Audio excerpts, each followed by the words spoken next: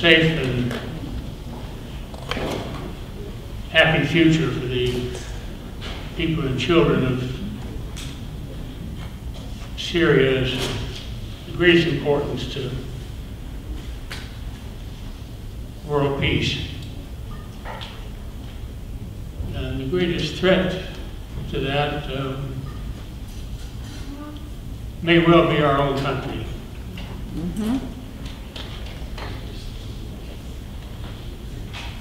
In a sense, Syria is the last independent country standing, from Algeria to Iran. It's Muslim predominantly, it's Arab.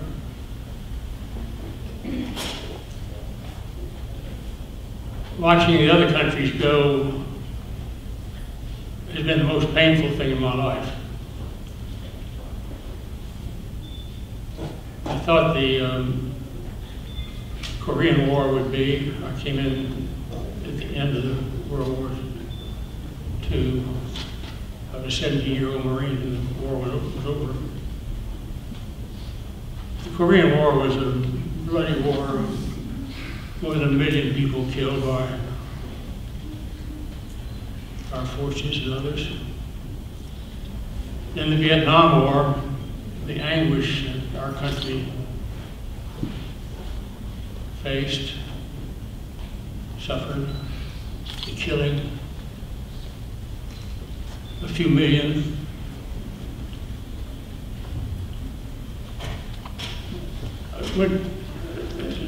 Guests of the government who, and a number of times to North Korea and to Vietnam this year. And it gave me some hope, because both countries are thriving. You don't see the vestiges of the war anymore. The only vestige you really see in either country is Agent Orange in Vietnam. So you still have a malformed infants. But now we're involved in a series of national destructions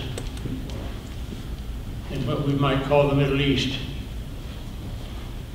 stretching from, say, Morocco to Iran, and the last independent standing Arab country.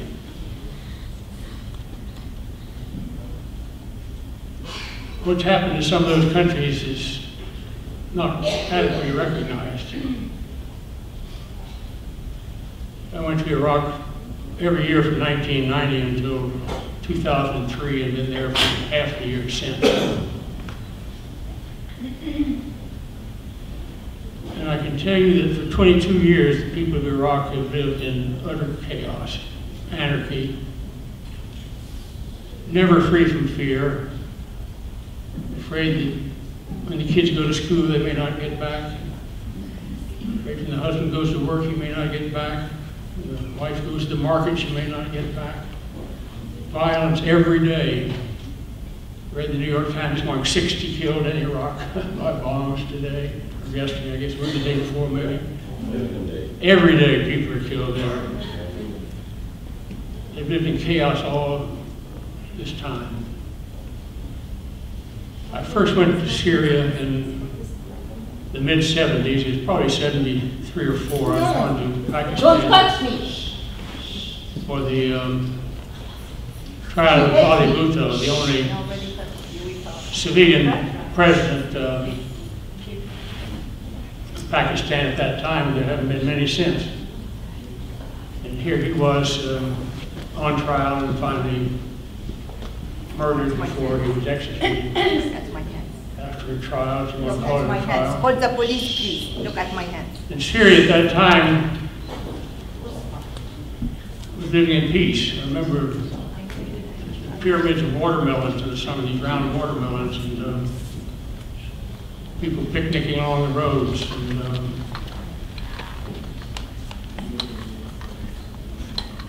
you look at Libya. Libya was the richest country in Africa, had the highest living standard by far.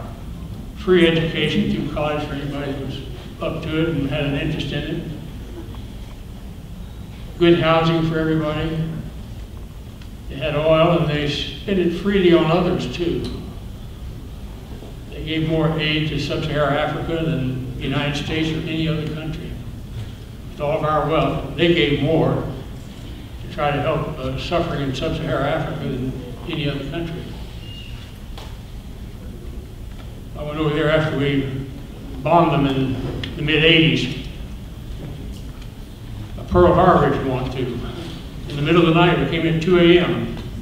The first planes hit Gaddafi's office, his home, and his tent. He liked to think he was a Bedouin again, if he ever was one. And we knocked down his tent. We knocked out his home, killed a little girl, you may remember. We hit the very large office building right on the corner where his office was. We didn't get him then, but we got him later. Today, Libya is an absolute shambles. Absolute shambles. I mean, they hadn't known war since the end of the Desert Campaign in 1943 on their soil until the United States came after them. Our government came after them. We used NATO the second time around as a surrogate. Iraq, cradle of civilization, shambles. The misery there for 22 years is perhaps unparalleled in history. I can't think of anything in history that's been equal to it. And I mentioned never a moment when you can't be concerned about a bomb going off and getting you or your neighbor or your children or someone you know and love. Syria's lived in peace through most of those years. I've been in there most of those years. I watched what they did. Their border with Iraq was sealed for 25 years or more. Yet, during the Iraq War, they took in more than 1.5 million refugees. They gave them free education. They gave them free medical care. They'd been threatened by Iraq before. They took them in because they loved it. It was amazing to see that families would divide up their home to try to get a bedroom and share a kitchen with the refugee family from Iraq. During the trials beginning about 2004 or 5, the former leadership of Iraq, the lawyers who were targeted, three of us got killed. One the first day of the trials. Took their families where? To Syria. And we go over there, and on the weekends, I didn't go several times. Some of the husbands try to go every weekend, make sure their families were all right. Syria had offered them homes. People had given up their own homes or parts of their own homes. I remember going later on to the healthcare systems on the near the border with Iraq, and looking at their daily rolls, and they were ranging from 250 to 700 patients coming in a day. And in the 10 closest to the Iraqi border, a majority of the people who came in for medical care were Iraqi refugees. Free medical care. The schools were free. And now it's to be their time. Can we stand by and let our country participate in the destruction of Syria that has been inflicted on Iraq and on on Libya, and on how many other countries. But that's exactly what's going to happen unless we do something. And we can't let it happen. Syria is the last free Arab country standing, really. Thank you. And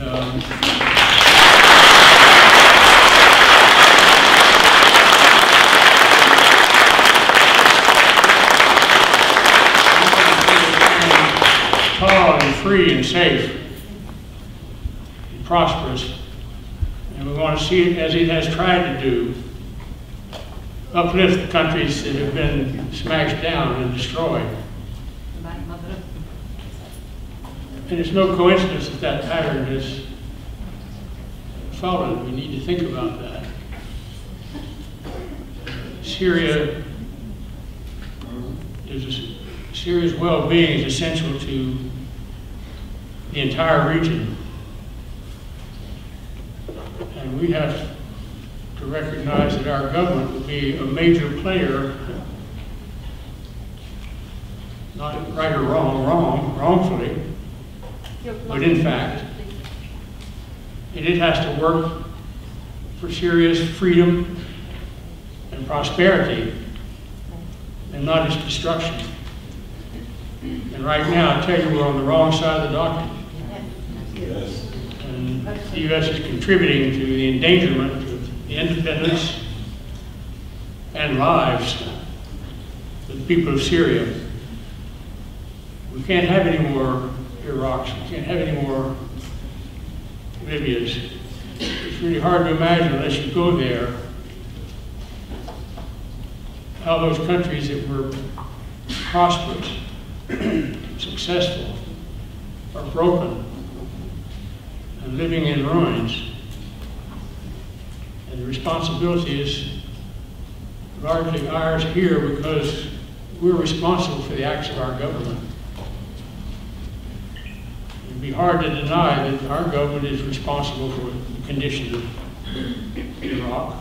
It'd be hard to deny that our government is responsible for the condition of Libya. And we can't accept that responsibility for Syria. If Syria doesn't survive, and the war goes further east after that, toward Iran, Russia's standing up more than it has in the past, but Russia's not strong enough. And even if it was, the American people have to be strong enough to restrain our government.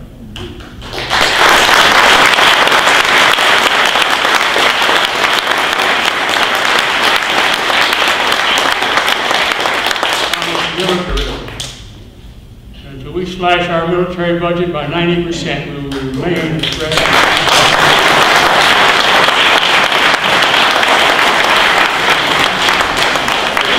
As we see here tonight, there are 6 Trident II nuclear submarines in the Pacific Fleet on alert at sea out of a total of 30. The Pacific Fleet alone has the capacity to probably end life on Earth. Those subs carry 30 to 40 missiles and warheads.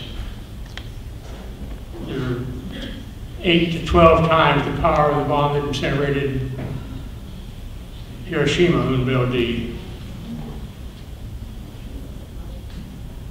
Can you imagine unleashing just the warheads of one submarine, taking out 30 centers of human population, so 1 million each perhaps, radiating a larger area?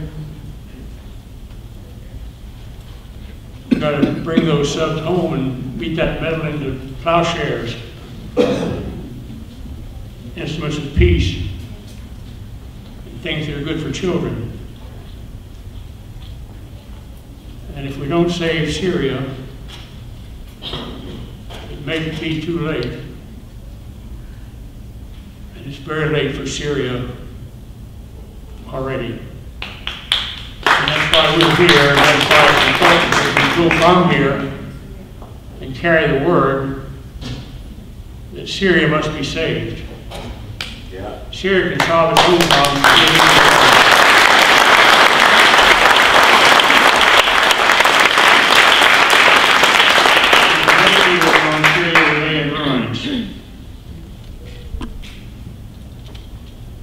And it may be after that too late to save life on the planet. What we've done to the environment is late today. What we've done with the arms race is a constant threat to survival. We have to recognize the stunning dangers of which we have led to life on the planet and act to reverse our course. And reach out to help feed the hungry and heal the sick in other countries rather than provide them with arms and assault them with arms to threaten life on the planet. Thank you.